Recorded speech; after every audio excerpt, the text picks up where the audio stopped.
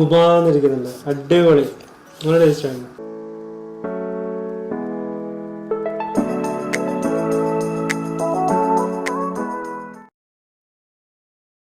Hi, Saji's ഇന്നോവേഷൻസിൻ്റെ മറ്റൊരു Christmas special cooking എപ്പിസോഡിലേക്ക് എല്ലാവർക്കും സ്വാഗതം. നമ്മൾ ചെയ്യാൻ പോകുന്ന രണ്ടാമത്തെ ക്രിസ്മസ് സ്പെഷ്യൽ ഐറ്റമാണ്. അതായത് ഞാൻ നേരത്തെ പറഞ്ഞതുപോലെ ബീഫ് ഡ്രാഗൺ ആണ് ഇന്നത്തെ ഐറ്റം. ബീഫ് ഡ്രാഗൺ എന്നോ ഡ്രാഗൺ ബീഫ് എന്നൊക്കെ പറയാറുണ്ട്. ബീഫ് കൊണ്ട് ഉണ്ടാക്കാവുന്ന വളരെ ഡെലീഷ്യസ് ആയിട്ടുള്ള, ശരിക്കും ഇതൊരു സ്റ്റാർട്ടറായിട്ട് ഉപയോഗിക്കാവുന്ന സാധനമാണ്. ക്രിസ്മസ് ഡിന്നറിൻ്റെ കൂടെ ഒരു സ്റ്റാർട്ടറായിട്ട് ഉപയോഗിക്കാം. ഞങ്ങൾ മെയിൻ കോഴ്സിൽ ഉപയോഗിക്കാറുണ്ട് ബീഫ് ഡ്രാഗൺ. എന്തായാലും കിടിലൻ ഐറ്റമാണ്. ഞാൻ പറഞ്ഞ പോലെ എൻ്റെ വൈഫിൻ്റെ ഒരു സ്പെഷ്യൽ റെസിപ്പിയും കൂടിയാണത്. നമുക്ക് നോക്കാം ബീഫ് ഡ്രാഗൺ എങ്ങനെ ഉണ്ടാക്കണമെന്ന്. ഞാൻ 1 കിലോ ബീഫ് വാങ്ങി വെച്ചിട്ടുണ്ട്.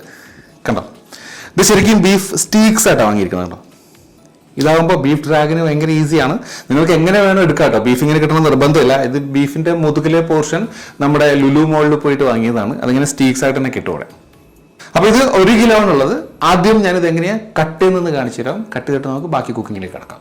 ഓക്കെ,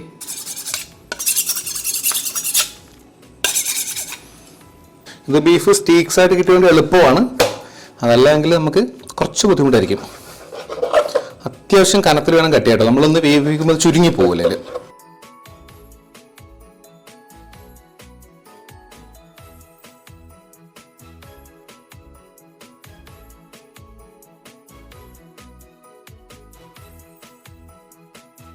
ഇനി ഞാൻ ഇതിലേക്ക് ആ ബീഫിൻ്റെ ഒരു പ്രത്യേക സ്മെല്ല് മാറി കിട്ടാൻ വേണ്ടി ഒരു നാരങ്ങയുടെ നീരൊഴിക്കണ്ടേ.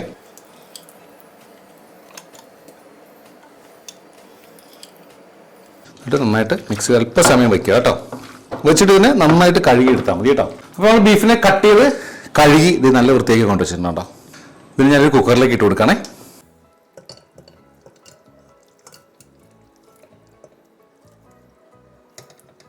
ഇതിലേക്കൊരു 1 ടീസ്പൂൺ ഉപ്പ് ഞാൻ ഇടുന്നുണ്ട്. 1 കപ്പ് വെള്ളം കൂടി ഒഴിക്കുന്നുണ്ട്. കാരണം അത്യാവശ്യം കുറച്ചൊരു സ്റ്റോക്ക് നമുക്ക് വേണം ലാസ്റ്റ്. അതുകൊണ്ട് കുറച്ച് വെള്ളം ഒഴിക്കാം. അത്യാവശ്യം വെള്ളം ഇതിലുണ്ടാവും, എന്നാലും നമുക്ക് സ്റ്റോക്ക് വേണമെന്നുള്ളതുകൊണ്ട് കുറച്ച് വെള്ളം ഒഴിക്കാം. അപ്പോൾ ഇതിൻ്റെ ഒരു 5 വിസിൽ വരുന്നൊരു വേവ് കേട്ടോ. 5 വിസിൽ കഴിഞ്ഞ് നമുക്ക് വീണ്ടും കാണാം. അപ്പോൾ നമ്മുടെ ബീഫ് 5 വിസിലൊക്കെ വന്നിട്ട് സ്റ്റീമൊക്കെ പോയി, പ്രഷറൊക്കെ പോയിട്ട് ഇരിപ്പുണ്ട്. നമുക്കിതിനെ മാറ്റി വെക്കാം.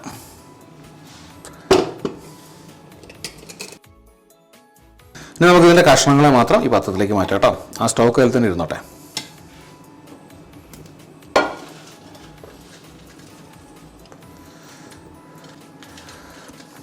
ഇത് ചെറുതായിട്ടും തണുക്കട്ടെ കേട്ടോ. ഇത് ഇപ്പോൾ ബീഫും തണുത്ത് വന്നിട്ടുണ്ട്. ഇനി നമുക്ക് ഇതിനൊന്ന് കുറച്ച് സമയം ഒന്ന് മാരിനേറ്റ് വെക്കണേ. ഇനി ഇടാൻ പോലെ 1 table spoon ginger garlic paste ഇടുന്നുണ്ട്. ഇതിലേക്ക് 1 ടേബിൾ സ്പൂൺ തന്നെ കുരുമുളക് പൊടി ഇടുന്നുണ്ട്, പെപ്പർ പൗഡർ. ഒരു 1/2 ടീസ്പൂൺ ഉപ്പ് ഇടുന്നുണ്ട്. ഉപ്പ് നമ്മൾ നേരത്തെ കുറച്ച് ഇട്ടിട്ടുണ്ട്, അത് കുറവാ. 1/2 ടീസ്പൂൺ ഉപ്പ് കൂടി ഇടുന്നുണ്ട്. പിന്നെ 1 tablespoon soya sauce, dark soya ഒഴിക്കണ്ടേ. ഇവിടെ നന്നായിട്ടൊന്ന് മിക്സ് ചെയ്ത് കൊടുക്കുക. എന്നിട്ട് ഇതിനൊരു അരമണിക്കൂർ, എത്ര സമയം വെച്ചാലും നല്ലതാണ്. അരമണിക്കൂർ 1 മണിക്കൂർ നിങ്ങളുടെ സൗകര്യം പോലെ വെക്കുക. കുറച്ച് സമയം ഒന്ന് റെസ്റ്റ് ചെയ്തതിന് ശേഷം നമുക്കിതിനെ ബാക്കി പരിപാടിയിലേക്ക് കിടക്കാം. അപ്പോൾ നമ്മൾ ബീഫിനെ മാരിനേറ്റ് ഞാൻ 1 മണിക്കൂർ വെച്ചിട്ടുണ്ട്. അതേസമയം ഞാനൊരു പാൻ അടുപ്പത്തേക്ക് വെച്ചിട്ട് സൺഫ്ലവർ ഓയിൽ ഒഴിച്ച് വെച്ചിട്ടുണ്ട്. നിങ്ങൾ ഇത്തരം സാധനങ്ങൾ ഉണ്ടാക്കാൻ എപ്പോഴും സൺഫ്ലവർ ഓയിൽ തന്നെ ഉപയോഗിക്കുക കേട്ടോ. എണ്ണ ചൂടായി വരുന്നുണ്ട്. ആ സമയം ഞാൻ ചെയ്യാൻ പോകുന്നത് ഒരു 1/4 കപ്പ് കോൺഫ്ലോർ എടുത്തിട്ടുണ്ട്. ആ കോൺഫ്ലോർ ഇതിലേക്ക് എന്നിട്ട് കൊടുക്കുക. നമ്മൾ നേരത്തെ കോൺഫ്ലോർ ഇടുകയാണെങ്കിൽ ആ ഒരു ക്രിസ്പിനെസ് കിട്ടില്ല. അപ്പോൾ അതുകൊണ്ട് വറുക്കുന്ന സമയത്ത് മാത്രം കോൺഫ്ലോർ ഇട്ടാൽ മതി കേട്ടോ. ഒന്ന് മിക്സ് ചെയ്ത് കൊടുക്കാം.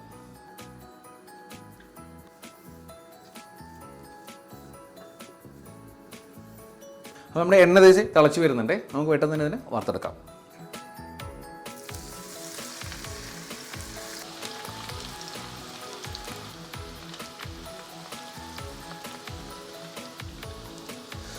ഇത് ഓൾറെഡി നമ്മൾ കുക്ക് ചെയ്ത ബീഫ് ആയതുകൊണ്ട് നല്ല ഹൈ ഫ്ലെയിമിലാക്കിയിട്ട് പെട്ടെന്ന് അങ്ങോട്ട് വറുത്ത് പോരാട്ടോ നമുക്ക്.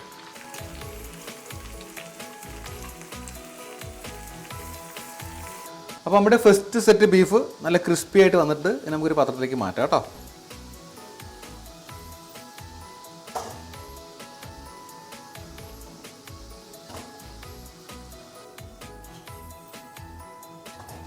അപ്പോൾ നമുക്ക് ഇതുപോലെ അടുത്ത സെറ്റും കൂടെ വറുത്തെടുത്തിട്ട് കാണാം കേട്ടോ. അപ്പോൾ ഞാൻ എൻ്റെ ബീഫ് വറുക്കുന്ന സമയം കൊണ്ട് ഹെൽപ്പ് ചെയ്യാൻ ഒരാൾ വന്നിട്ടുണ്ട് കേട്ടോ. സ്ഥിരം ക്യാമറയ്ക്ക് പുറകിലായിരിക്കും. ഇന്ന് മൂന്നുള്ളതുകൊണ്ട് ക്യാമറയ്ക്ക് മുന്നിലേക്ക് വന്നതാണ്. ക്യാപ്സിക്കമാണ് കട്ട് ചെയ്യുന്നത്. ഞങ്ങൾ 3 കളർ ക്യാപ്സിക്കം എടുത്തിട്ടുണ്ട് കേട്ടോ. നിങ്ങൾക്ക് ഒറ്റ കളർ ക്യാപ്സിക്കം കിട്ടുന്നത് ഒരെണ്ണം തന്നെ മതി കേട്ടോ.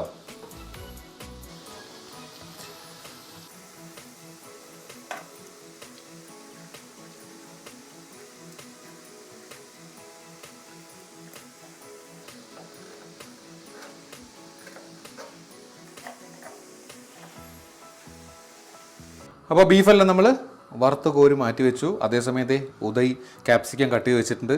ഇതിൽ പകുതി വീതം ക്യാപ്സിക്കും ഇതിൽ പകുതി വീതം ക്യാപ്സിക്കുമാണ്. അപ്പോൾ നിങ്ങൾ ഇതുവരെയും പരിചയമില്ലാത്തൊരു സാധനോട് ഞാൻ പറഞ്ഞുതരാം. ഒരു പ്രത്യേക ടേസ്റ്റ് കൊടുക്കും ഇതിൽ പകുതി ക്യാപ്സിക്കം ഞാൻ ഈ മിക്സിംഗ് ബൗളിലേക്ക് തന്നെ ഇടുകയാണ്. ഇട്ടിട്ട് ഇതിലേക്ക് ഒരല്പം കോൺഫ്ലോർ ആഡ് ചെയ്യുന്നുണ്ട്, ഒരല്പം ഉപ്പിടുന്നുണ്ട്. നമ്മുടെ ബീഫിൻ്റെ സ്റ്റോക്കില്ലേ വളരെ കുറച്ച് ഒഴിച്ച് കൊടുക്കുക, ചെറിയൊരു നനവിന് വേണ്ടി കേട്ടോ. എന്നിട്ട് അതൊന്ന് മിക്സ് ചെയ്യാം. പിന്നെ നമ്മൾ ഇതിനെയും നേരത്തെ ബീഫ് വറുത്ത പോലെ എണ്ണയിലേക്ക് ഇട്ടൊന്ന് വറുത്തെടുക്കുക കേട്ടോ.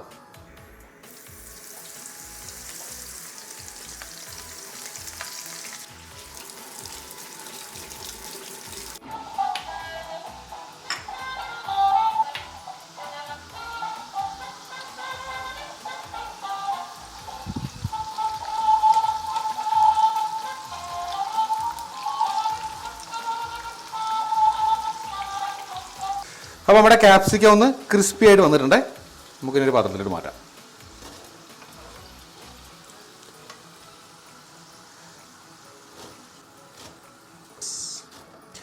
അതേസമയം ബാക്കി ആവശ്യമുള്ള സാധനങ്ങൾ ഉദയ് കട്ട് ചെയ്ത് വെച്ചിട്ടുണ്ട്. പക്ഷെ അതിൻ്റെ കൂലിയായിട്ട് എൻ്റെ ബീഫിൻ്റെ പകുതിയും കഴിച്ച് തീർത്തു കേട്ടോ.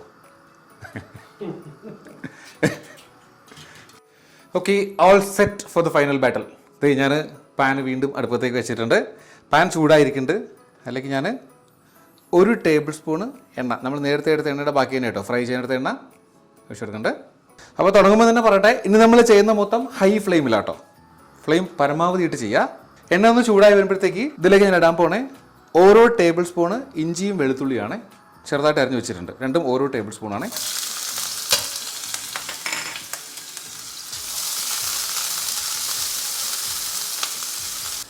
ഇപ്പോൾ ഇഞ്ചിയും വെളുത്തുള്ളിയും ചെറുതായിട്ടൊന്ന് വാടി വരുമ്പോൾ ഇതൊരു 7 പച്ചമുളക് ഞാൻ സ്ലൈസാക്കി വെച്ചിട്ടുണ്ട്, അതിട്ട് കൊടുക്കുക. പിന്നെ അത് 1 ടേബിൾ സ്പൂണ് സ്പ്രിംഗ് ഓണിയൻ്റെ വൈറ്റ് ആണ്, ഓപ്ഷണലാണ്. എന്തെങ്കിലും ഉള്ളതുകൊണ്ട് ഉപയോഗിച്ചെന്നുള്ളത് നിങ്ങൾ ഇല്ലെങ്കിൽ സ്കിപ്പ് ചെയ്യാതെ കേട്ടോ. ഒരു 2 സവാള ഞാൻ എടുത്തിട്ട് ഇട്ട് കൊടുക്കുകയാണേ. ഇതെല്ലാം പെട്ടെന്നോട്ടൊന്ന് ചെയ്യാം കേട്ടോ, ഹൈ ഫ്ലെയിമിൽ. ഒത്തിരി സമയം വേണ്ട, ഒന്ന് വാടി കിട്ടിയാൽ മതി എല്ലാം. ഈ സമയം ഞാനൊരു 1/2 ടീസ്പൂൺ ഉപ്പും കൂടി ഇട്ട് കൊടുക്കണ്ടേ. കുറച്ച് മതി, കാരണം നമ്മൾ സോയാ സോസൊക്കെ ഒഴിക്കുന്നുണ്ട്, അതിൽ ഉപ്പുണ്ട്, അതുകൊണ്ട് കുറച്ച് ഉപ്പിട്ടാൽ മതിയേ. അപ്പോൾ സവാള ചെറുതായിട്ടൊന്ന് വാടി വന്നിട്ടുണ്ട്. ഈ സമയം നമ്മൾ ക്യാപ്സിക്കം ഇട്ട് കൊടുക്കുകയാണേ. ഞാൻ നേരത്തെ പറഞ്ഞു 3 കളർ നിങ്ങൾ പേടിക്കേണ്ട, ഉള്ളത് മാത്രം ഇട്ടാൽ മതി കേട്ടോ.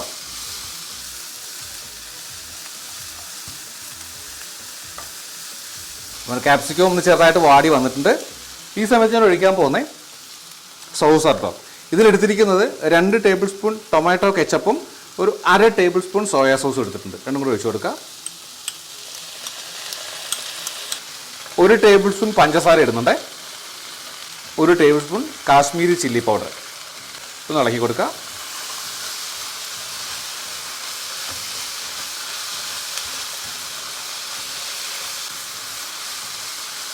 നിങ്ങൾക്ക് ബീഫ് ഡ്രാഗൺ ഒത്തിരി ഡ്രൈ ആയി പോകാതിരിക്കണമെങ്കിൽ കുറച്ച് സ്റ്റോക്ക് ഒഴിച്ച് കൊടുക്കും. നേരത്തെ ബീഫ് സ്റ്റോക്ക് ഞാൻ ചൂടാക്കി വെച്ചിട്ടുണ്ടോ, നമ്മൾ നേരത്തെ ബീഫ് വേവിച്ചതിൻ്റെയാണ്. എത്ര വേണോ അതിന് ഒഴിച്ച് കൊടുക്കുക കേട്ടോ.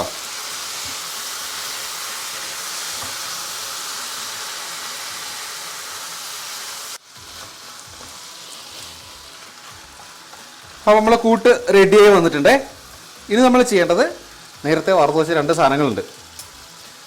ഇത് നമ്മൾ ബീഫാണ് ഇട്ട് കൊടുക്കുക. അതിലേക്ക് നമ്മൾ വറുത്ത് വെച്ച ക്യാപ്സിക്കം ഇത് ഇട്ട് കൊടുക്കുക. അപ്പോൾ നന്നായിട്ട് ഇളക്കിയെടുക്കുക കേട്ടോ.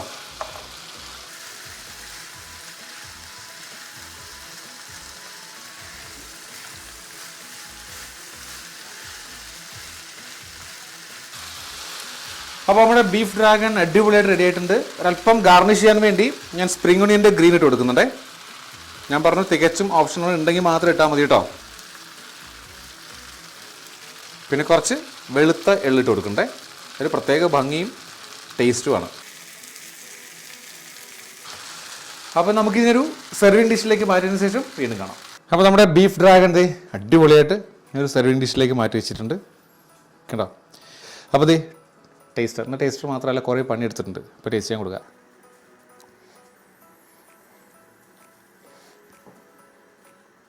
കഴിച്ചു നോക്കിയേ. ചൂടുണ്ട്, വായിൽ വെള്ളം വരുന്നത്.